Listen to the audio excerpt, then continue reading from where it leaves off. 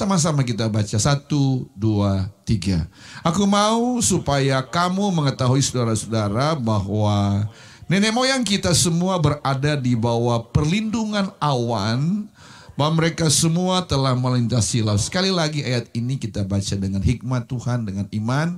1, 2, 3. Aku mau supaya kamu mengetahui saudara-saudara bahwa nenek moyang kita semua berada di bawah perlindungan awan, dan bahwa mereka semua telah melintasi laut. Terus ayat 2, untuk menjadi pengikut Musa, mereka telah dibaptis dalam awan dan dalam laut. Wow, terus ayat berikutnya lagi, mereka semua makan makanan rohani yang sama, ya. Dan mereka semua minum minuman rohani yang sama, sebab mereka minum dari batu karang rohani yang mengikuti mereka, dan batu karang itu ialah Kristus. Amin. Terus ayat tetapi sesungguh pun demikian, Allah tidak berkenan kepada bagian yang terbesar dari mereka, karena mereka ditewaskan di padang gurun. Ya, terus semuanya ini telah terjadi sebagai contoh bagi kita, untuk memperingatkan kita supaya jangan kita menginginkan hal-hal yang jahat seperti yang telah mereka. Sekali lagi 2, 3, semuanya ini telah terjadi sebagai contoh bagi kita, untuk mengingatkan kita supaya jangan kita menginginkan hal-hal yang jahat seperti yang mereka perbuat. Ya, terus dan supaya jangan kita menjadi penyembah-penyembah berhala sama seperti beberapa orang dari mereka. Seperti ada tertulis, maka duduklah bangsa itu untuk makan dan minum, kemudian bangunlah mereka dan bersukaria. Terus sekali lagi ayat ini, janganlah kita percabulan seperti yang dilakukan oleh beberapa orang dari mereka, sehingga mereka pada satu hari telah tewas 23.000 orang. Wow. Hari ini di Gaza dan di Palestina dan di Israel mati belum sampai 3.000, 5.000 belum mati, dan heboh seluruh dunia. Hari Alkitab berkata ini satu hari 23.000 orang mati karena hidup dalam dosa percabulan, kata firman Allah. Terus ayat berikutnya sama-sama, dan janganlah kita seperti yang dilakukan oleh beberapa orang dari mereka, sehingga mereka mati dipagut ular. Ayat 10, janganlah bersungut-sungut seperti yang dilakukan oleh beberapa orang dari mereka, sehingga mereka dibinasakan oleh malaikat maut. Terus ayat 11, semuanya ini telah menimpa mereka sebagai contoh dan dituliskan untuk menjadi peringatan bagi kita yang hidup pada waktu di mana zaman akhir telah tiba. Tepuk tangan buat firman Tuhan. Haleluya. Kasih tahu kiri kanan, hari ini engkau diberkati Tuhan. Silakan duduknya. Shalom. Shalom. Haleluya. Siap diberkati Tuhan?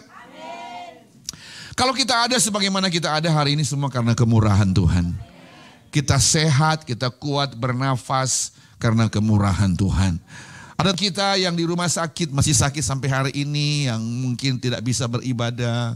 Kita akan mendoakan mereka supaya mereka juga bisa disembuhkan, boleh bisa merasakan kasih dan kebaikan Tuhan. Ingat baik, sehat itu mahal. Kesehatan itu mahal. Jadi kita harus jaga kesehatan. Yang jaga kesehatan itu kita, bukan Tuhan. Yang jaga kesehatan kita, karena yang makan babi, makan lobster itu kita. Jadi kita harus jaga kesehatan, amin. Berhikmat untuk jaga kesehatan, berarti ada waktu untuk makan, ada waktu untuk tidur, ada waktu untuk istirahat. Karena sakit itu bukan dari Tuhan.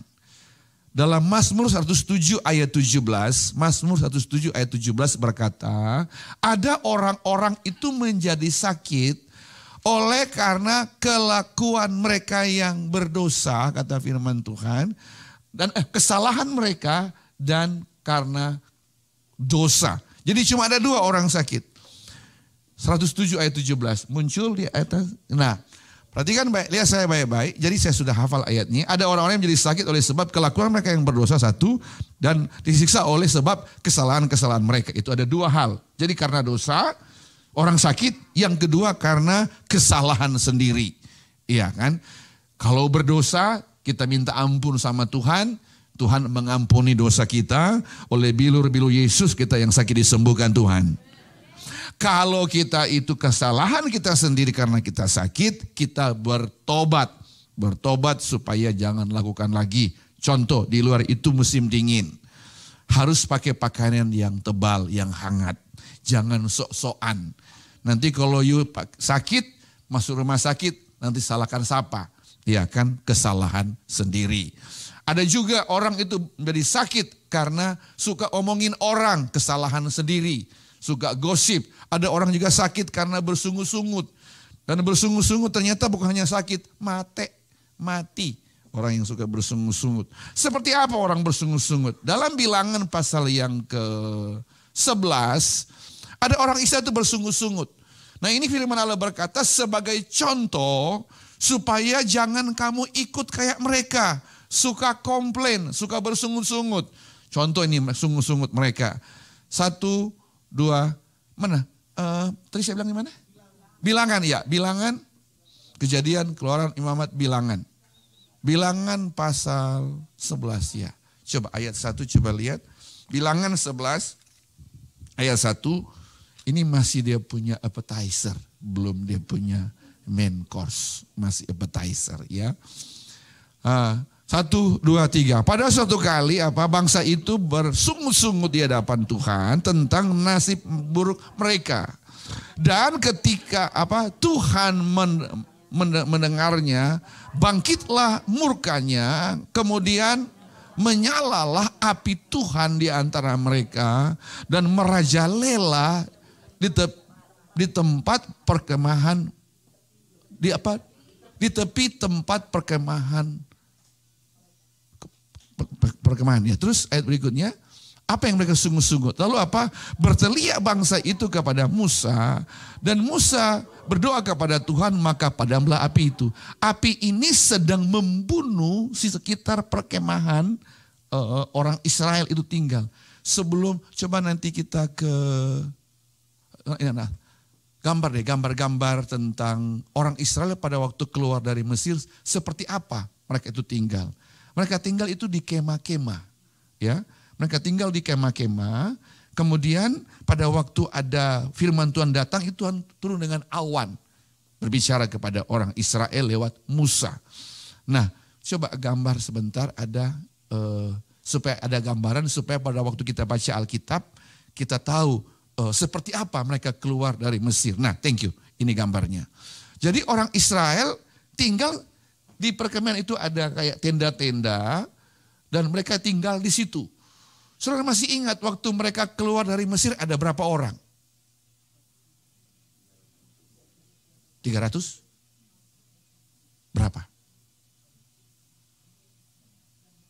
Saya lupa Pak. Atau saya enggak tahu Pak. 600.000 laki-laki waktu keluar dari Mesir, ya.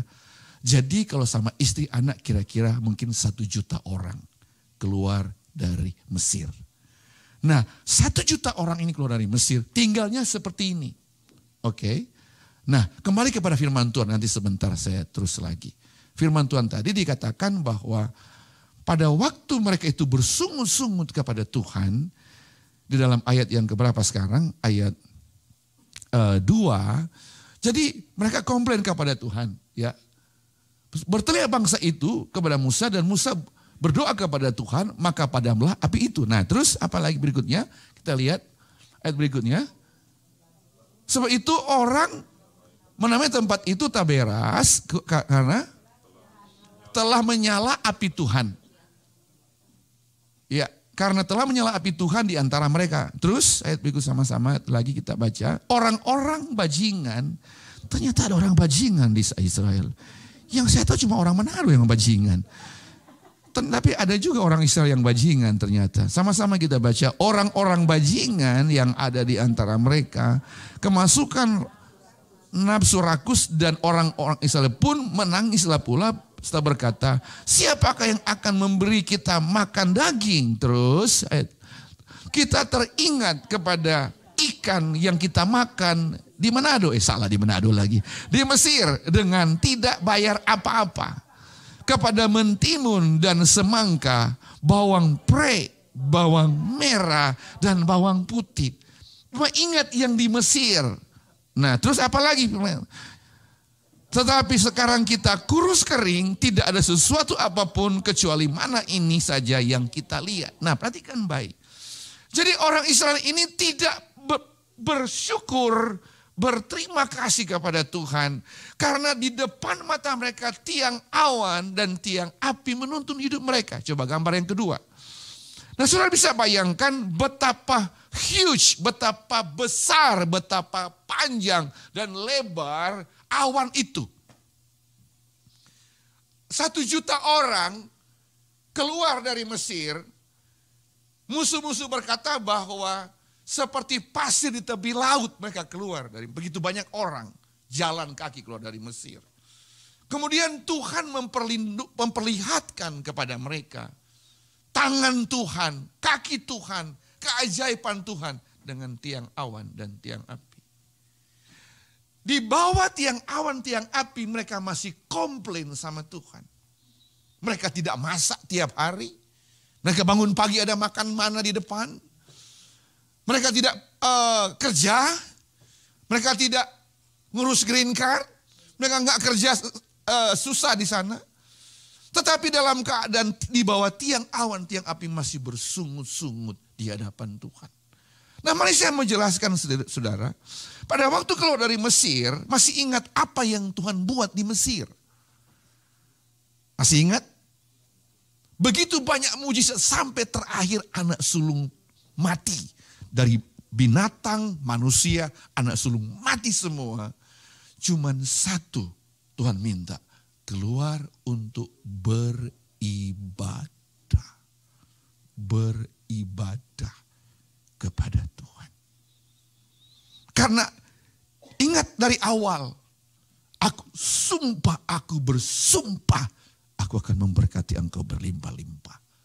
Siapa yang mengutuk kamu akan dikutuk, siapa yang berkati engkau dikutuk. Masih ingat kepada Abraham. Nah, jadi pada waktu keluar dari Mesir, di depan mata orang Mesir, di depan mata orang Israel, mereka lihat keajaiban demi keajaiban.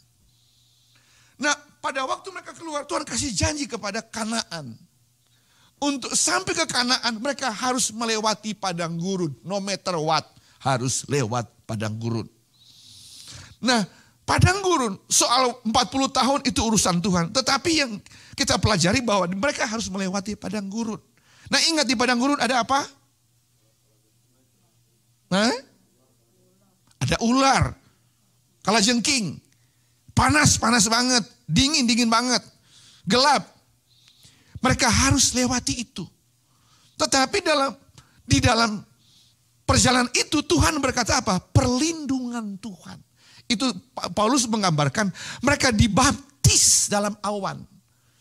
Pada waktu keadaan sulit mengalami musuh Mesir di belakang. Kemudian Tuhan bilang, Musa apa yang di tanganmu? Pukulkan ke air. Dan tiba-tiba terbelah air itu. Nah ini keajaiban ini atau yang kita beri nama ya. Glorious, keagungan, kebesaran, kedahsyatan Tuhan. Tuhan itu perlihatkan kepada umatnya di padang gurun. Dia perlihatkan betapa dahsyatnya Tuhan, tuntunannya Tuhan kepada mereka. Sudah seperti itu masih bersungut-sungut, makanya Tuhan marah. Makanya yang bersungut-sungut mati, kata firman Allah. Tetapi bukan hanya yang bersungut-sungut. Pada generasi itu umur 20 tahun pada waktu di perjalanan, masih ingat generasi itu hanya berapa orang yang sampai di Kanaan? Ada yang ingat berapa orang? Dari 1 juta orang berapa yang sampai? Cuma 2 orang yang mati. Berarti hampir 1 juta orang mati di padang gurun. Karena bersungut-sungut. Karena tidak bisa menerima kenyataan. Karena mereka bilang kami muak melihat makanan ini. Mereka tidak melihat kepada kebesaran Tuhan. Mereka tidak melihat kepada keajaiban Tuhan. Tapi mereka melihat kepada flesh. Sementara daging melihat kok belum belum dijawab? Kok belum ditolong? Kenapa nggak bisa begini? Seperti kita membatasi kuasa Tuhan. Nah, pada waktu Yesus datang, Yesus bilang begini, aku dan Bapa satu. Kita nggak lihat tiang awan, tiang api di luar lagi. Tetapi tiang awan, tiang api itu menjadi datang sebagai manusia. Aku datang dari Bapa, apa yang aku ngomong dari Bapa. Marilah kepadaku kamu yang letih lesu beban berberat, aku berikan kelegaan kepadamu. Orang Israel ambil batu bilang, siapa diri kamu menyamakan diri dengan Bapa kita di surga? Bapa kami Abraham. Kemudian Yesus bilang, sebelum Abraham ada, aku sudah ada. Kami makan roti di padang gurun. Yesus bilang, akulah roti yang turun dari surga. Akulah roti yang turun dari surga. Aku dan Bapa satu. Tiang awan, tiang api kamu gak lihat, tetapi tiang awan, tiang api itu sudah di dalam saya. Saya menjadi manifestasi tiang awan itu karena akulah jalan. Kalau tiang api, awan menuntun kamu di padang gurun, aku akan menuntun kamu. Ikut aku. Kalau kamu ikut aku, kamu harus pikul salib setiap hari. Pada waktu kita bertobat di Mesir, pada waktu kita bertobat hidup kita di Mesir, hidup jorok, berdosa, hidup gak karuan. Pada waktu kita keluar, eklesia, waktu kita bertobat, kita Mesir kita harus tinggalkan. Kehidupan lama kita harus tinggalkan. Tetapi kita mesti berjalan yang namanya jalan salib.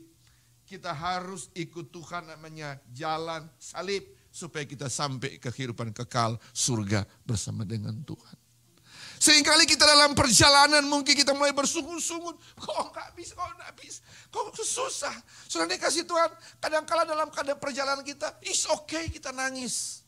Tapi jangan pernah bersungut, jangan berkata, kenapa kok belum bisa ditolong, kenapa gini, kenapa, stop say that. Dalam perjalanan kita mengikut Tuhan, ingat rancanganku bukan rancanganmu, jalanku bukan jalanmu. Seringkali kita mencoba untuk paksa Tuhan untuk sembuhkan kita, paksa Tuhan untuk tolong kita, paksa Tuhan untuk kita melakukan apa yang kita punya mau. Saudara yang dikasih di dalam proses hidup kita harus mengalami jalan salib. Tetapi dia bilang apa? Masih ingat Yesus sebelum naik ke surga. Dia bilang kepada murid-murid, kamu tunggu di sini. Yerusalem ya. Dia tahu Petrus pernah menyangkal. Yudas juga mengkhianati dia. Kemudian dia bilang, kamu tunggu di sini. Aku akan pergi kepada Bapa. Tetapi aku akan minta kepada Bapa supaya ia memberikan seorang penolong yang lain untuk menyertai kamu. Seperti tiang awan, tiang api itu sudah datang, kemudian pergi lagi. Oh no, tiang awan, tiang api itu terus ada menggantikan Yesus. Yesus bilang, aku akan kepada Bapa, tapi aku minta kepada Bapa supaya dia berikan seorang penolong yang lain untuk menyertai kamu, yang tinggal di dalam kamu selama-lamanya. Seorang penolong, Roh Kudus. Tiang awan, tiang api itu tetap menyertai hidup kita. Makanya karena begitu besar kasih Allah akan dunia ini, sehingga ia berikan anak yang tunggal supaya barang siapa yang percaya kepadanya tidak binasa, tapi beroleh hidup yang kekal. Pada waktu dia naik ke surga, Yesus bilang, aku tidak meninggalkan kamu seperti yatim piatu. Aku kasih kamu penolong yang sama seperti aku, kuasanya sama seperti aku. Yang tinggal dalam kamu. Dia ngapain? Dia akan mengingatkan kamu. Yohanes 14 ayat 15 bilang, jikalau kamu mengasihi aku, kamu akan menuruti segala perintahku. Dan aku akan minta kepada Bapa supaya berikan seorang penolong. Yohanes 4 ayat 16. Ia akan berikan seorang penolong yang lain supaya ia menyertai kamu selama-lamanya. Kemudian ayat berikutnya, dunia tidak mengenal kamu. Coba OHP mana tadi? Alkitab berkata bahwa Yohanes 14 bos. Dengar baik-baik, saya punya baru dikasih di OHP ya. Yohanes 14 ayat 15, 16, 17 ya. Nah, Alkitab berkata pada waktu dibilang kalau kamu menuruti firmanku, kamu akan melakukan segala perintahku. John 14, oke. Nah, ayat 16 coba lihat. Kemudian ayat 16 dikatakan, aku akan minta kepada Bapa, ia akan berikan kepada seorang penolong yang lain supaya menyertai kamu selama-lamanya. Nah, 17, perhatikan baik. 17 dikatakan bahwa yaitu roh kebenaran, ya. Dunia tidak dapat menerima dia sebab dunia tidak melihat dia dan tidak mengenal dia, tetapi kamu mengenal dia sebab ia apa? Akan diam dalam kamu. Nah, perhatikan baik. Dunia tidak dapat menerima sebab dunia tidak melihat dia. Apa nih maksud ini? Orang Israel lihat awan, lihat api. Kita yang percaya kepada Kristus nggak lihat awan api lagi. Tetapi firman Allah berkata, dunia tidak dapat mengenal dia, tapi kamu mengenal dia. Karena apa? Tiang awan, tiang api itu sudah tinggal dalam kita. Menyertai hidup kita.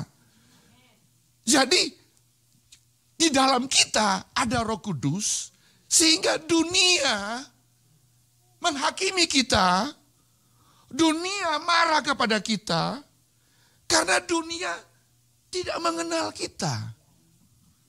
Di dalam kita itu ada Roh Kudus. Makanya kita mampu mengampuni, kita mampu mengasihi karena Roh Kudus di dalam kita yang menolong kita. Jadi dunia akan heran. Saya sudah maki dia, sudah ngomongin dia, kok malah dia tambah diberkati, malah dia tambah baik sama saya. Karena dunia tidak bisa melihat Roh Kudus. Dunia tidak bisa melihat apa ini dalam kita. Tetapi kita yang percaya kepada Kristus, kita melihat dia, mengenal Kristus, yaitu kuasa Roh Kudus yang tinggal di dalam kita. Kemudian dia bilang lagi bahwa ayat 18, makanya dia bilang, aku tidak meninggalkan kamu sebagai yatim piatu. Secara fisik, aku akan datang lagi. Aku tidak tinggalkan yatim piatu, bicara tentang gak ada kasih sayang, gak ada yang peduli. Mungkin makannya kurang, pakannya kurang, everything. Dia kasih gambaran bahwa aku tidak tinggalkan kamu seperti yatim piatu. Makanya dalam Nehemia pasal yang ke 9 kalau nggak salah, coba lihat. Nehemia ayat 19 ya. Nehemia 9:19 berkata, karena kasih sayang Tuhan, penyertaan Tuhan kepada umat Israel itu karena kasih sayang Tuhan. 1, 2, 3. Engkau tidak meninggalkan mereka di padang gurun karena apa? Kasih sayangmu yang besar. Sebentar ayat ini. Intinya mau bolak-balik Bapak Ibu. Alkitab kita mau bolak-balik baca Alkitab. Semua karena kasih dan kebaikan Tuhan dalam hidup kita. Karena kasih sayang Tuhan yang begitu besar. Kita ini ada sebagaimana kita ada. Tiang awan, tiang api itu juga ada karena kasih sayang Tuhan yang besar. Kita bisa dapat visa ada di Amerika karena kasih sayang Tuhan. Engkau juga dalam perjalanan salib ini, engkau mungkin pada titik terendah sekarang ini, ada kasih sayang Tuhan yang besar juga di sana. Apapun yang kau sedang hadapi, kadang-kadang aku sudah gak kuat. Aku sudah gak kuat. Bukan berarti tiang awan itu meninggalkan kita. Tiang awan ada di dalam hidup kita. Menyertai kita. Karena memang kuasa Roh Kudus itu dari perjanjian lama sudah ditulis. Coba lihat lagi. Karena mana itu? Ayat tadi, ayat 19. Engkau tidak meninggalkan mereka di padang gurun karena kasih sayangmu yang besar. Yang apa? Tiang awan tidak apa? Tidak berpindah dari antara mereka pada siang hari untuk memimpin mereka pada perjalanan. Begitu juga tiang api pada malam hari untuk menerangi jalan yang. Lihat, Paulus bilang tiang api, tiang apan itu perlindungan. Kalau di Israel itu kan ada apa? Iron Dome gitu ya. Lihat, Iron Dome itu gak kelihatan secara fisik. Waktu rudal datang, Kelihatan rudalnya. Tapi pada waktu sampai hari ini kita nggak lihat tiba-tiba meledak di udara. Saudara, itu satu gambaran bahwa perlindungan Tuhan yang sama menyertai saya dan saudara. Tepuk tangan bagi Raja kita. Perlindungan Tuhan kita nggak lihat. Tapi dengan iman kita percaya kita selalu menerima perlindungan Tuhan. Luar biasa Tuhan kita. Dan itu dia janji bukan hanya kepada Israel, kepada kita juga dia janji. Aku akan menyertai engkau sampai selama-lamanya. Makanya waktu Yesus naik ke surga, dia kan bilang, dia kasih pesan, tunggu kamu sampai kamu menerima janji Bapa. Masih ingat kisah Rasul? Janji Bapa itu apa? Kalau Roh Kudus turun ke atas kamu, kamu akan menjadi saksiku Yerusalem, Yudea, Samaria sampai ke ujung bumi. Dengan kata lain, kalau ada Roh Kudus, kita mampu ngomong tentang Tuhan kepada orang lain. Kita mampu berdoa, kita mampu melayani Tuhan karena Roh Kudus ada dalam hidup kita.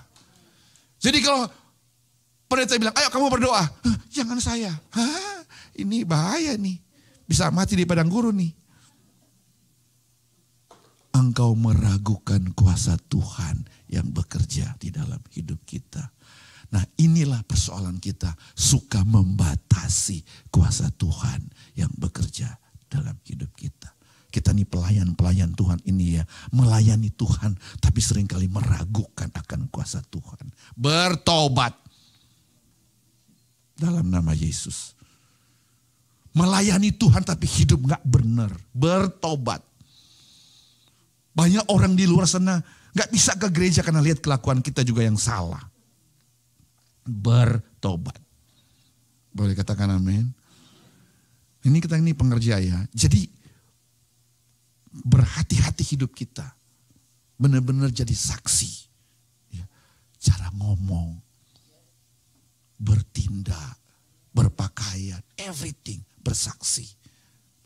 Hikmat minta Tuhan. Karena Roh Kudus itu yang tinggal dalam kita. Apa tugas Roh Kudus? Coba kita baca lagi. Tiang awan tidak berpindah dari antara mereka untuk memimpin mereka pada perjalanan. Begitu juga tiang api pada malam hari. Terus ayat berikutnya, untuk jalan yang mereka terus mereka jalan lalui. Terus ayat berikutnya, dan engkau memberikan kepada mereka apa? Roh-Mu yang baik untuk mengajar mereka. Perhatikan baik ayat ini. Tuhan berikan Roh-Mu yang baik untuk mengajar mereka. Menuntun kita mengajar mereka. Apalagi firman Allah bilang apa? Juga manamu tidak kau tahan dari mulut mereka. Dan engkau memberikan air kepada mereka untuk melepaskan dahaga. Terus apalagi firman Allah berkata, 40 tahun lamanya engkau memberikan mereka makan di padang gurun. Mereka tidak berkekurangan. Pakaian mereka tidak rusak. Dan kaki mereka tidak bengkak. Katakan amin. Lihat, jadi bukan hanya tiang awan, tiang api. Mereka lihat secara fisik. Tetapi secara fisik kaki mereka juga tidak bengkak. Selama 40 tahun.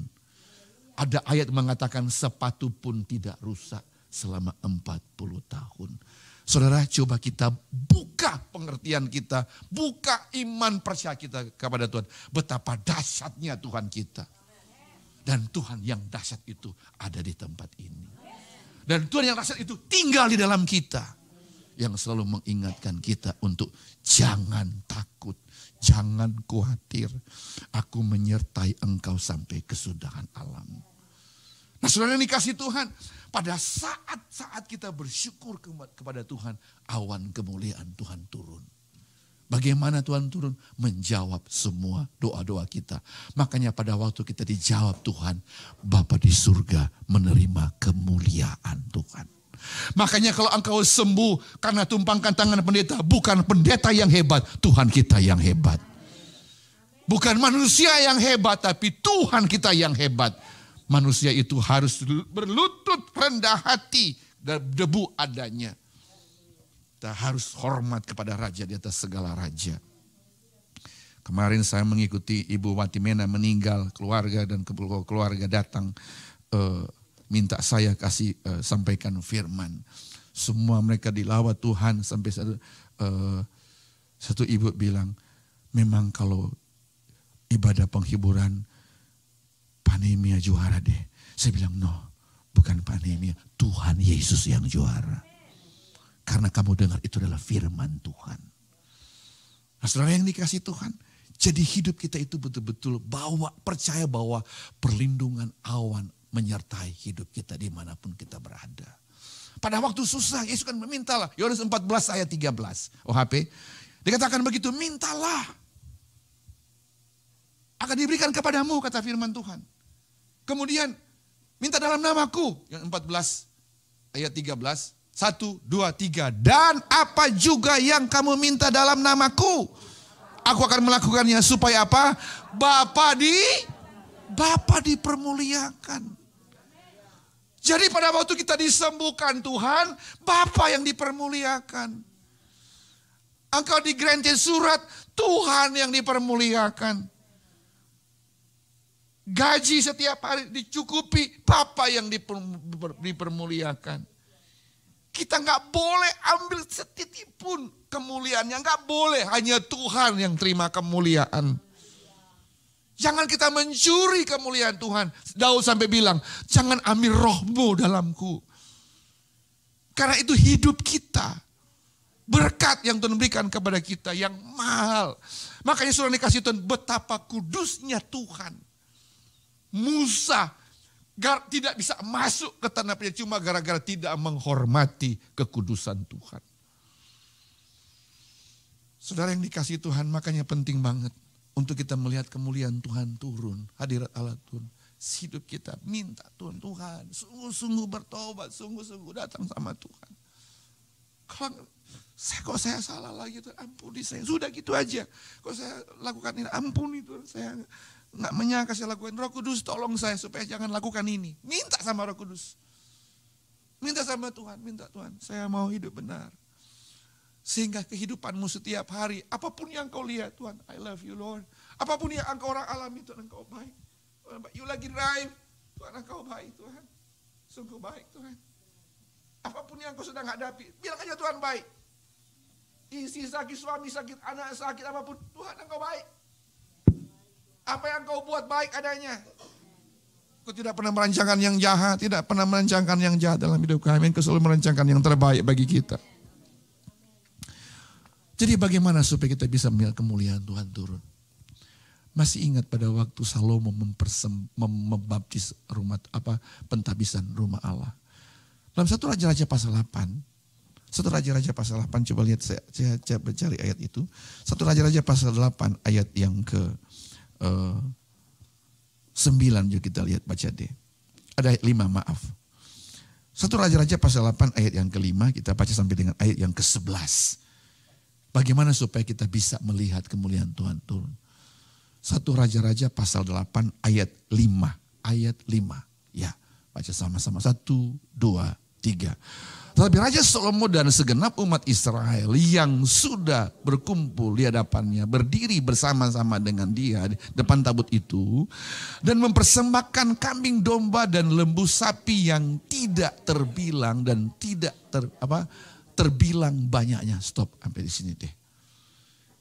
Jadi untuk menghadap hadirat Allah, semua orang Israel termasuk Salomo raja, untuk menghadap Tuhan, istilahnya jangan menghadap hadirat Allah dengan tangan hampa. Makanya Paulus bilang, kalau kita Romawi dikatakan, kalau kamu datang kepada Tuhan, persembahkanlah tubuhmu sebagai persembahan yang hidup, yang kudus dan yang berkenan. Itulah ibadahmu yang sejati. Nah, kemudian Paulus juga, kalau kita berkata pada saat mereka mempersembahkan, coba lihat ayat yang ke-9, kita lompat ayat 9. Pada waktu mempersembahkan korban, kemudian mereka mengadakan ibadah, ayat 9, sama-sama kita baca. Dalam tabut itu tidak ada apa-apa selain dari apa?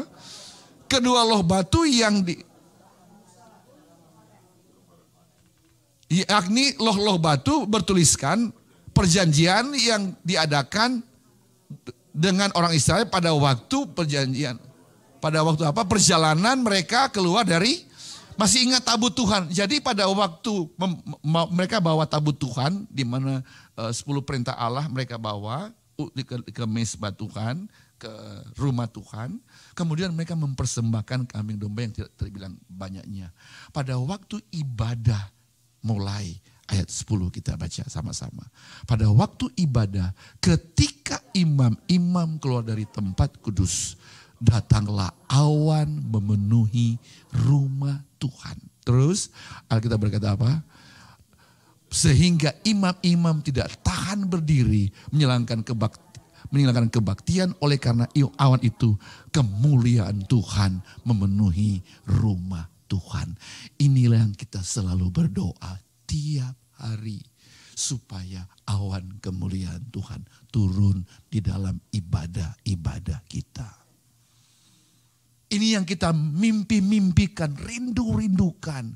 Doakan Tuhan, biar Engkau hadir dalam ibadah-ibadah kita. Dalam rumah tangga kita, dalam pekerjaan kita, Engkau hadir. Biar tiang awan, tiang api yang sama turun dalam hidup kita, dalam ibadah-ibadah kita. Dan para imam tidak tahan berdiri. Artinya apa? Saking kudusnya, saking indahnya, sukacitanya, suasana surga yang mereka bisa alami. Mereka tidak tahan, gak bisa berdiri lagi. Karena awan surga turun dalam ibadah itu. Sehingga kalau aku bilang mungkin karena para imam, sehingga orang Israel mungkin dengan pergumulan apapun, sakitkah, terikatkah, dosakah, sehingga awan Tuhan turun. Sehingga mereka disembuhkan Tuhan, dijawab oleh Tuhan, sehingga mereka tidak tahan. Artinya apa Bapak Ibu? Bicara tentang rendah hati. Para imam sudah gak tahan, artinya semua mahkota lepaskan, tunduk. Karena hadirat Tuhan, kemuliaan Tuhan turun dalam setiap ibadah kita. Awan kemuliaan Tuhan turun. Kalau dia hadir, makanya Alkitab berkata Allah duduk di atas pujian penyembahan kita. Pujian penyembahan kita itu tubuh kita persembahkan, dan korban kita berikan sebagai korban yang berbau harum di hadapan Allah. Minggu lalu seorang ibu dari Bali teks saya, Pak, kami mau pelayanan penjara, kami butuh 9 juta rupiah. Mau beli odol, beli makanan, beli ada selimut juga semua. Saya terharu. Kapan kamu mau pergi? Kemudian rencana nanti Desember, dalam hati masih lama. Tetapi kita sekarang mau pergi untuk anak-anak, mau kasih kacang hijau, kemudian snack di anak-anak. Nanti saya foto Pak. Kamu perlu berapa? 3 juta. Sekarang saya kirim. Di perjalanan tadi saya terima foto, saya terharu. Ada mungkin 200 anak-anak. Mereka memuji, menyembah Tuhan karena kacang hijau. Saudara, bukan soal kacang hijau yang di mana Tuhan mengajarkan kita, hati kita. Nggak tahan lihat orang itu susah. Dan itu hatinya Tuhan. Tuhan juga nggak mau kita susah. Susah secara finansial, secara ekonomi, secara apa saja. Mungkin kehilangan kasih sayang atau apa saja. Tuhan nggak mau susah. Makanya dia bilang apa? Aku datang supaya kamu memperoleh hidup dan beroleh dalam segala kelimpahan. Jadi tidak ada istilah kita orang Kristen tuh kere. You kere? Susah. You tahu susah? Pope. Apalagi itu? Koke, pope, kere, susah, miskin. Tidak ada. Minimum cukuplah kita. Amin, amin. Tidak ada. Itu susah. Nah, saudara yang dikasih Tuhan. Sebagai kesimpulan, saya mau ajarkan kepada saudara. Untuk kita selalu melihat kemuliaan Tuhan dinyatakan dalam hidup kita. Berkorban. Yang kedua, masih ingat pada waktu Elia berdoa. Yakobus 5 ayat 17 bilang begini. Elia manusia berdoa. manusia biasa dan dia bersungguh-sungguh berdoa supaya hujan jangan turun dan Tuhan dengar doanya. Elia manusia biasa. Nah, Yakobus 5 ayat yang ke-16 bilang begini, doa orang benar bila dengan yakin didoakan sangat besar kuasanya. Seperti apa orang benar? Seperti Elia. Manusia biasa seperti kita, tapi sungguh-sungguh berdoa. Nah, sekarang kita lihat bagaimana dia berdoa. 1 Raja-Raja 18, coba OHP. 18 ayat 41-42, dikatakan begini. Kepalanya itu sampai ke bawah lutut. Jadi pada waktu dia berdoa, kepalanya itu sampai di bawah lutut. Untuk minta supaya hujan jangan turun. Dan dia bilang kepada bujangnya, bujang, coba kamu naik. Itu bicara tentang menara doa, makanya penting banget ya pelayan Tuhan kalau bisa, kalau tidak kerja, usahakan masuk menara doa. Ya, saya mau kasih tahu sama saudara, pelayan Tuhan masuk menara doa. Saya mau kasih tahu sama saudara ya, kalau you tidak ada waktu menara doa, di rumah juga nggak berdoa, you pelayanan daging saudara. Bukan berbau harum, tetapi berbau busuk. Pak, Bapak nggak tahu saya ini kerja sibuk. It's good, bagus kerja sibuk. Masa sih nggak bisa atur waktu untuk naik menara doa bersama dengan Tuhan? Adalah waktu buat Tuhan. Mau tanding-tandingan sibuk sama Om? Sampai istri, sampai anak bilang, Papa kemana hari ini? Nah, itu baru sibuk saudara. Bapak di mana sekarang? Nah, itu baru betul-betul sibuk.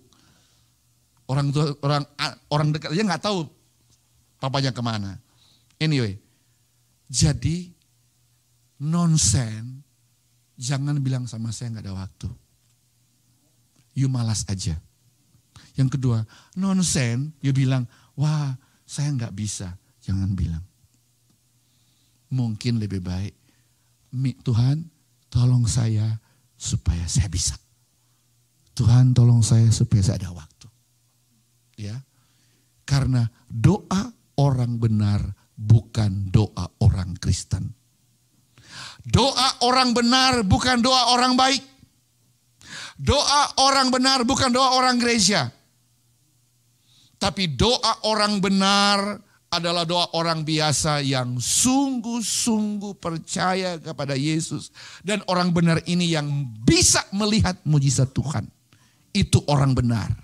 Tapi kalau engkau sudah berdoa tapi belum dapat, engkau belum dikategori orang benar. Mari saya kasih lihat ini ayatnya. Lihat ya. Elia, pergilah, makan dan minumlah sebab bunyi derah hujan sudah kedengaran padahal belum hujan loh. Terus ayat berikutnya, dia bilang apa? Lalu Ahab pergi untuk makan dan minum, tapi Elia naik ke puncak gunung, ya naik menara doa. Lalu ia membungkuk ke tanah dengan apa? Mukanya di antara kedua lututnya dia berdoa. Benar-benar rendah hati. Orang benar tuh rendah hati banget. Rendah hati yang benar-benar andelin Tuhan. Dia punya kepala sambil balik. Terus apalagi firman Allah bilang. Setelah itu ia berkata kepada bujangnya. Naiklah ke atas. Lihatlah ke atas laut. Jadi bujangnya kan disuruh naik juga. Bukan cuma Elia doang naik menara doa. Anak buah juga naik semua menara doa. Ayo bujang. Lihat ke atas. Bujang itu naik ke atas melihat. Dan berkata, tidak ada apa-apa. Enggak ada. Elia bilang, ayo naik lagi kedua kali. Kemudian dia berdoa lagi kepala sampai di lutut. Tuhan, minta hujan. Tuhan, hujan, please, hujan. Coba kamu lihat naik. Enggak ada. Tuhan, minta lagi. Tuhan, minta hujan, please, hujan. Elia ada. Hujan ada. Enggak ada. Kita berkata, naik sampai 7 kali. 7 kali. Pada waktu 7 kali bujang yang lihat. Coba lihat ayat berikutnya. Pada 7 kali yang lihat bujang loh. Bukan Elia yang lihat. Tapi bujangnya. Coba lihat. Pada ke-7 kalinya berkatalah bujang itu. Wah apa? Awan kecil sebesar telapak tangan timbul dari laut. Lalu kata Elia, pergilah katakan kepada Ahab raja, pasang ketamu dan turunlah, jangan sampai engkau terhalang oleh hujan. Apa yang kita bisa lihat di sini? Elia berdoa, yang lihat bujangnya. Dia berdoa, dia punya iman bahwa apa yang didoakan itu didengar oleh Tuhan. Dengan kata lain, jangan pernah berhenti berdoa sampai kita melihat mujizat Allah terjadi. Pada waktu kita berdoa, awan muncul Bapak Ibu. Pada waktu kita berdoa, mujizat terjadi. Kecil, kelihatannya kecil. Tapi Elia bilang cepat, mujizat sedang terjadi. Cepat lari, jangan sampai kamu kena hujan. Apa yang Tuhan inginkan kepada kita? Awan itu ada Bapak Ibu. Itu muncul kata firman Allah. Tiba-tiba muncul awan kecil. Dari mana? Dari doa. Orang yang ada dalam menara doa. Di atas gunung Tuhan, Tuhan sediakan mujizat. Masih ingat Abraham juga itu selalu di atas gunung. Tuhan berbicara juga kepada Musa di atas gunung. Bicara tentang menara doa. Itu selalu penting banget kita berdoa. Bapak Ibu please. Masuk menara doa. Supaya kita bisa melihat awan Tuhan itu muncul dalam hidup kita. Awan selalu bicara tentang mujizat. Awan bisa tentang perlindungan Tuhan. Awan bisa tentang berkat. Dan awan berbicara tentang jawaban doa. Jawaban doa. Tepuk tangan bagi Raja kita. Bapak Surgawi, terima kasih untuk firman-Mu. Aku berdoa Bapak biar firman menjadi hidup, menjadi rema, menjadi daging dalam hidup kami semua Tuhan. Aku berdoa Tuhan Yesus, kami bukan jadi pendengar saja, tapi kami jadi pelaku firman-Mu ya Tuhan. Kuduskan kami semua, layakkan kami semua untuk melakukan firman-Mu ya Tuhan. Tidak ada yang datang yang tidak diberkati. Mari berdiri bersama-sama.